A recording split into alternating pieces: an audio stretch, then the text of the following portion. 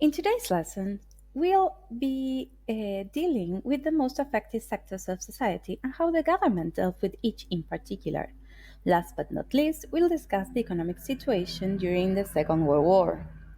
We'll analyze the policies that were implemented towards farmers, workers, and businesses in order to get their support.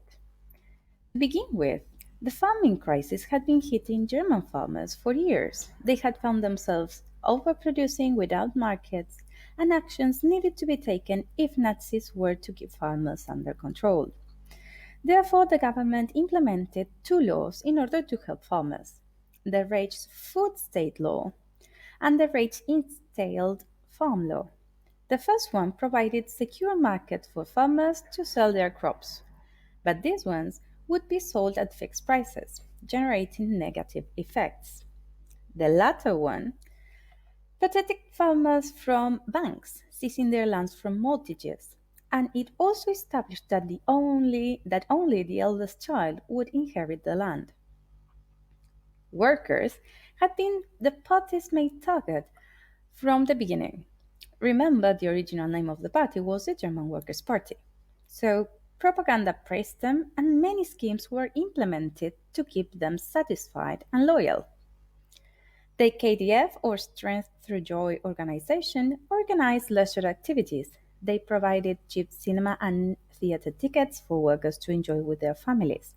Holiday sales and weekend activities were their main offer. Workers also got payment facilities to get their first car through the Volkswagen Beetle scheme. Last but not least, the Beauty and Labor Organization improved working conditions. For example, they implemented toilets in all working floors. However, for every gain, they were prepared to give something in. They lost their trade unions at the beginning of 1933. They were replaced by the DAF. They were replaced by the DAF, or General Labor Front, that was run by Robert Ley. And by the mid 1930s, membership was compulsory. Wages also remained quite low, as there was no one to fight for them. They also lost their right to strike and protest. Last but not least, we'll tackle businesses. Small businesses were grateful with the government for fighting communism, as they feared losing their shops.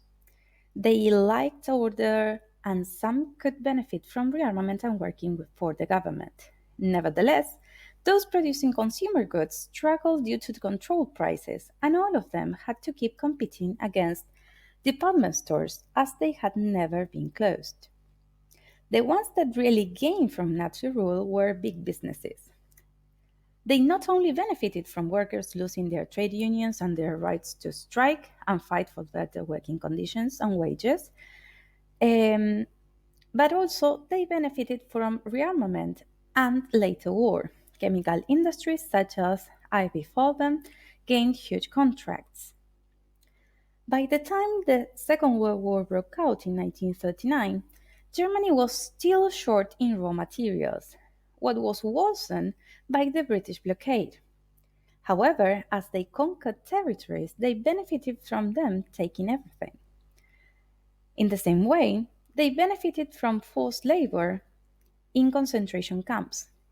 Unemployment by this time was really low, not only thanks to all the different economic policies we have studied, but also thanks to the social ones. Keeping women and Jews out of jobs, taking Jews' property, including businesses, sending opposers to concentration camps. Everything helped to keep German economy running. Let's discuss this topic in our class. See you.